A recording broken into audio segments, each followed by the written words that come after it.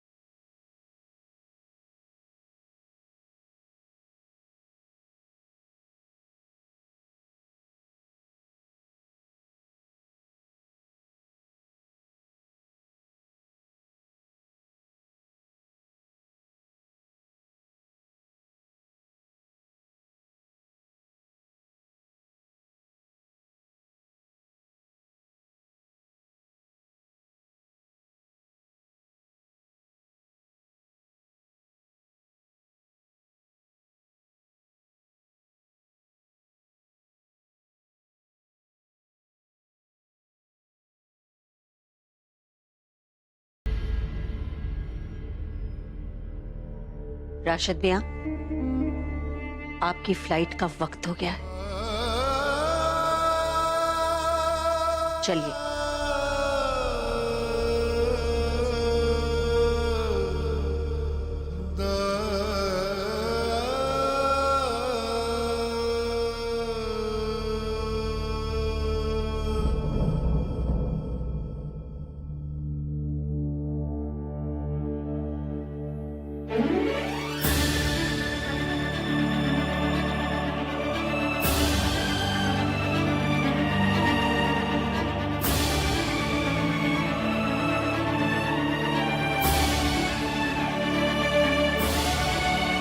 आप जाइए राशिद, दिल्ली नहीं, हॉस्पिटल जाइए।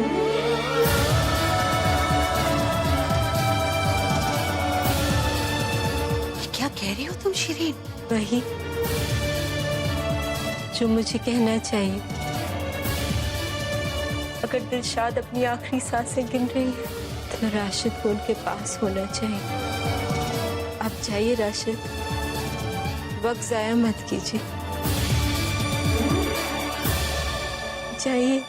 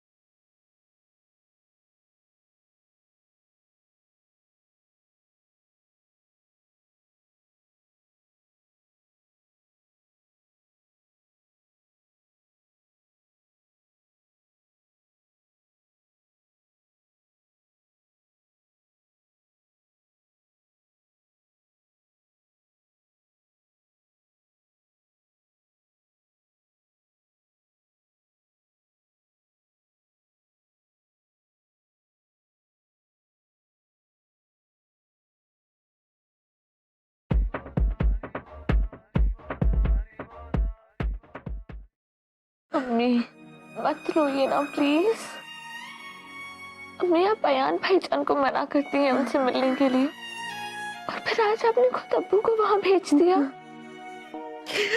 आपके अब्बू रुक जाते बेटा, लेकिन उनका दिल वहीं रहता, उन्हें दर्द होता, और उन्हें दर्द होता तो हम सुकून से कैसे रह पाते।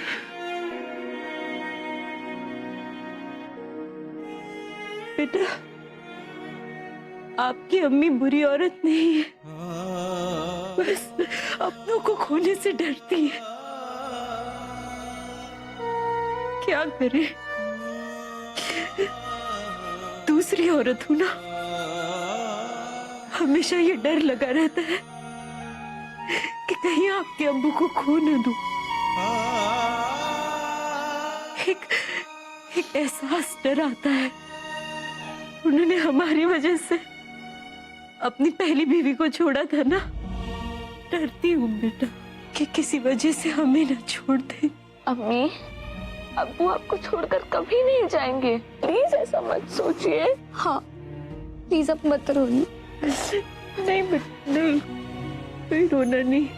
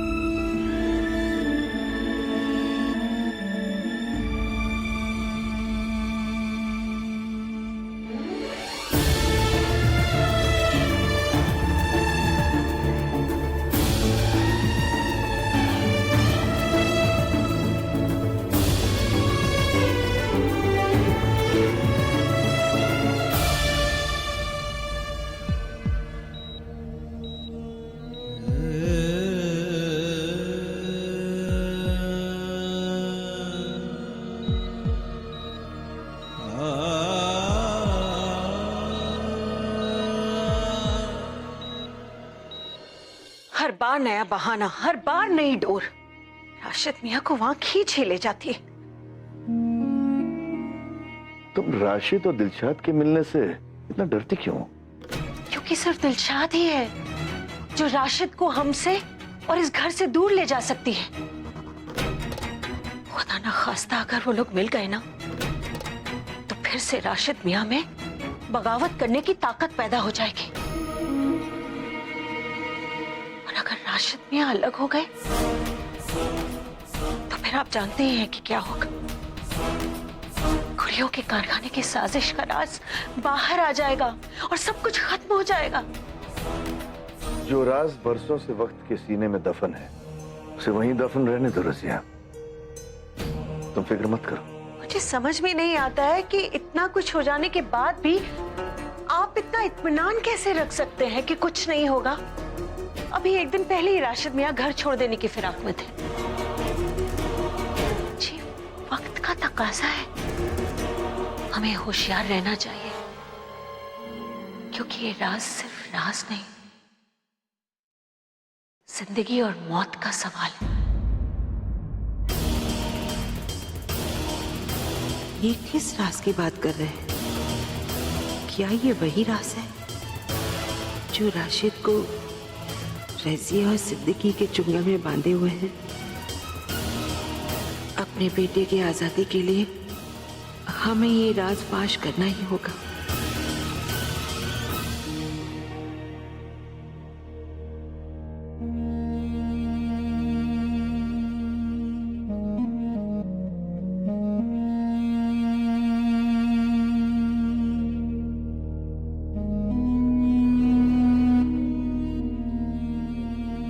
इतनी शिद्दत से अगर दुआ करोगी वो तुम्हारी जरूर सुनेगा।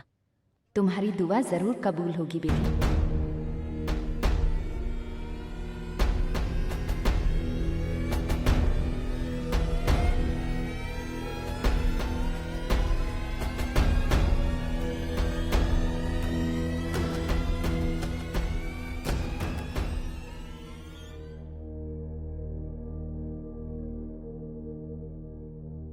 मिस्टर खान, आपकी दुआ कबूल हो गई है। आपकी अम्मी की हार्ट बीट सब स्टेबलाइज हो गई हैं और ब्लीडिंग भी रुक गई है।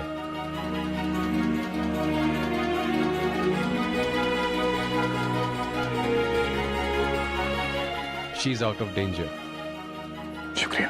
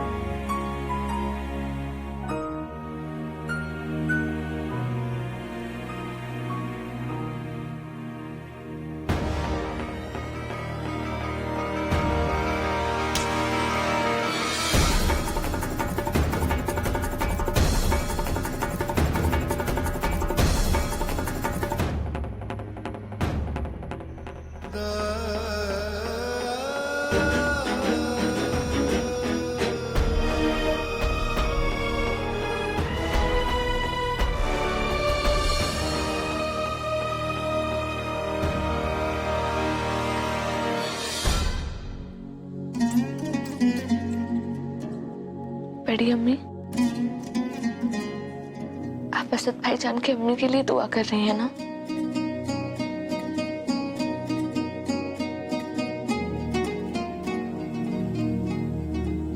कि अब्बू आज भी उनसे प्यार करते हैं?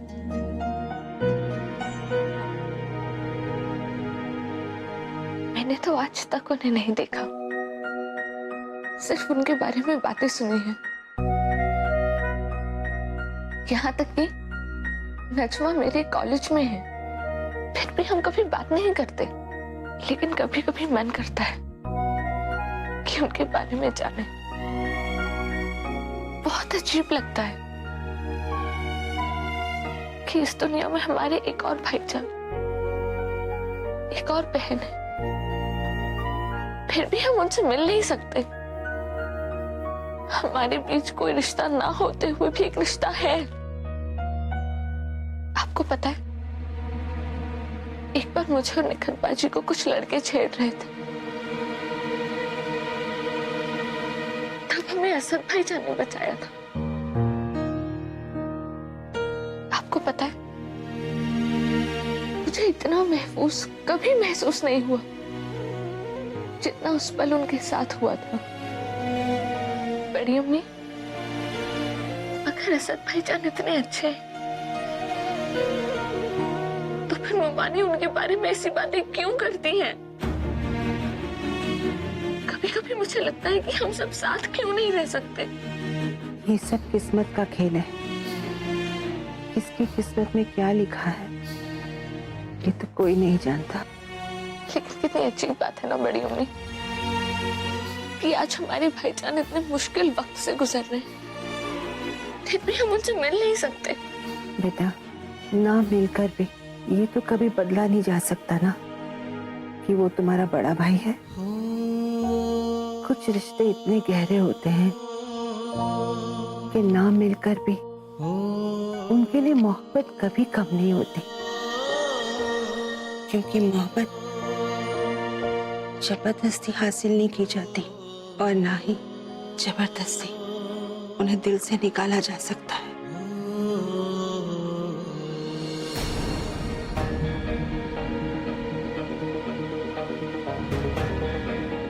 तुम अपने कॉलेज के बारे में क्या कह रही थी? हाँ वो अम्मी, दिलशाद के बारे में बात हो रही थी ना?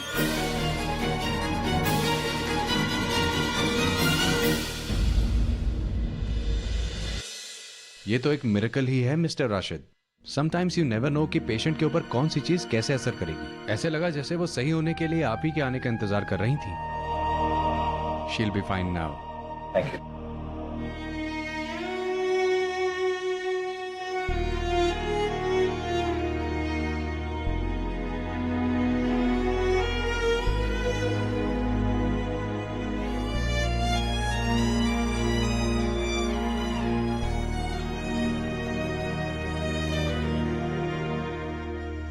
असद,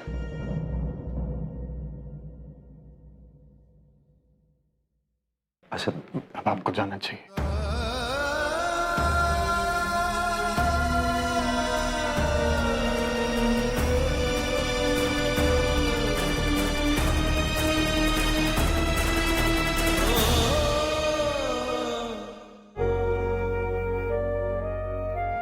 सोया, मम्मी ठीक है? पता चला।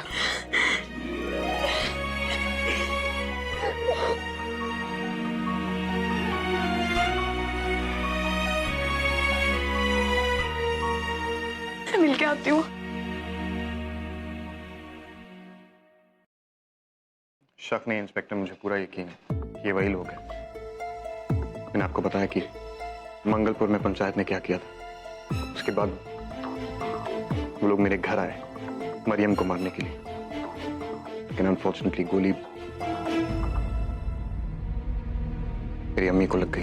हमारे पास उनके नाम और पते हैं, हम इन्वेस्टिगेशन शुरू कर रहे हैं।